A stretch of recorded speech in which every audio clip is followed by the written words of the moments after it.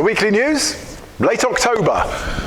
Yesterday, electrical storms, a lot of rain, and almost cool today. Actually it is, it's cool today. It's no longer warm. What have we been up to?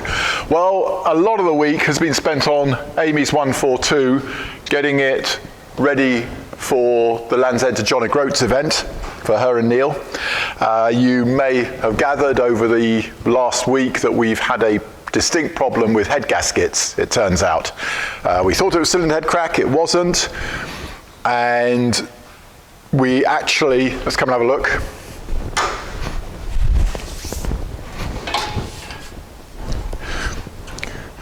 We actually decided that it was the gentle corrosion that had built up around the water channels that was causing us the problem bridging between the piston bore and the water, and that's what was breaking through.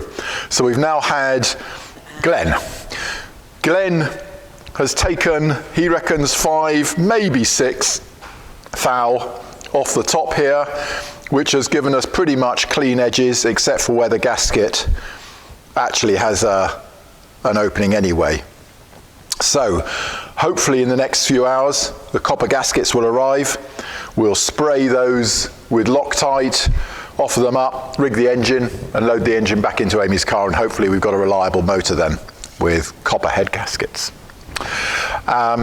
So having done that in the early part of the week, and thank you so much to Scholar Engines, who are our machinists, and basically when I turned up at 5 o'clock in the afternoon the other day, just stopped what they were doing and put it on the skimming machine and set it up. And fascinating watching Glenn do it actually. He said it wasn't quite level in the bed, and so he was using just bits of his notepad just to shim the bottom of it up to get it absolutely level. And he pointed out that this was almost certainly the bed that he was using that was slightly out of true, almost certainly not the block, he reckoned. Okay, so he did that for us. I built it up yesterday morning. We're just waiting for the cylinder head gasket and then it will finish and go in. In the meantime, we then spent time on Amy's car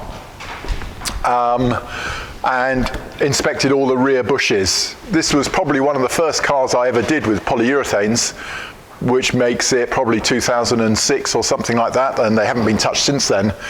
So it was a good opportunity to have a look. And to be honest, they were immaculate. Now this car's had a fairly tough life. It was rallied hard in historics, then it went stage rallying and night rallying, and now back into historics again. So it hasn't been nursed, and I was pleased to see just how good those bushes were. So we changed the bushes on the torque arm, that is the major arm that takes the spring weight as well.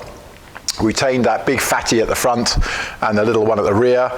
The two support arms, the higher, smaller ones, they were absolutely perfect, and the panhard rod bushes were perfect, so we haven't touched those.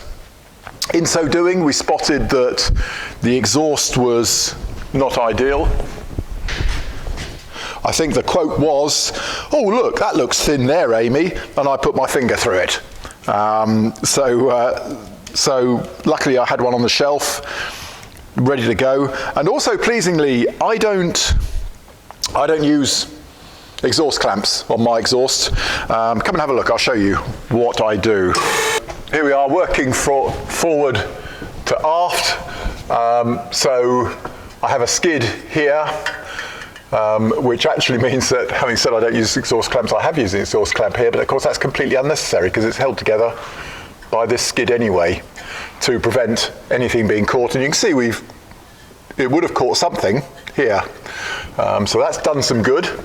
Then over this pipe, and I just hold the two bits together with a spring, and it's all greased into this one here, oopsie, which again is just a loose fit.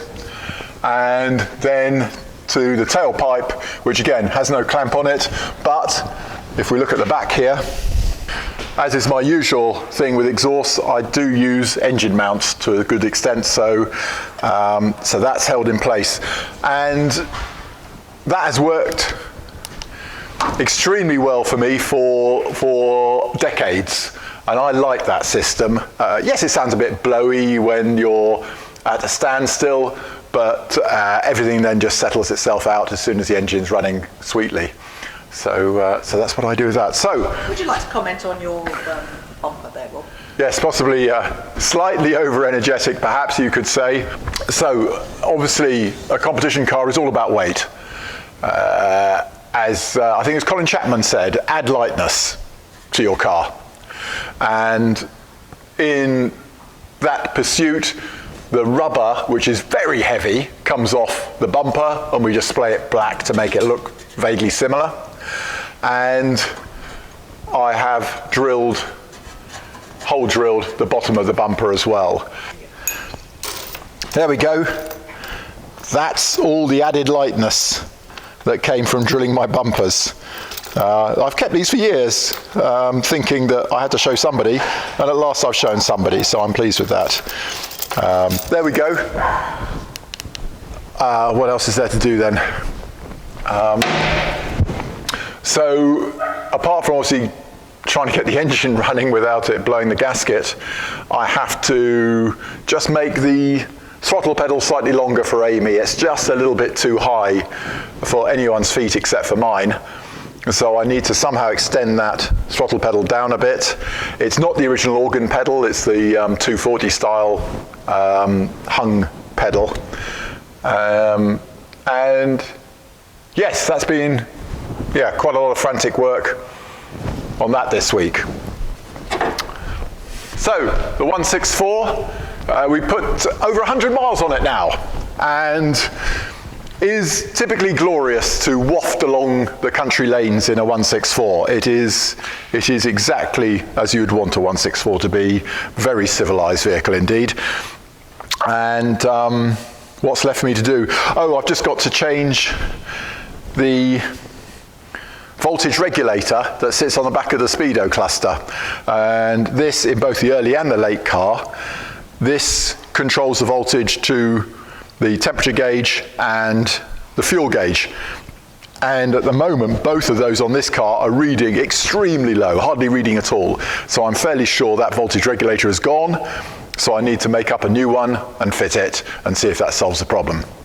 And we also said we'd just quickly inspect the brakes as well, just to make sure they're all just so, because it feels not quite as well braked as a 164 should feel. What else happened? Chris brought his car to us, his Amazon. He's out on Land's End to John O'Groats, as is Amy.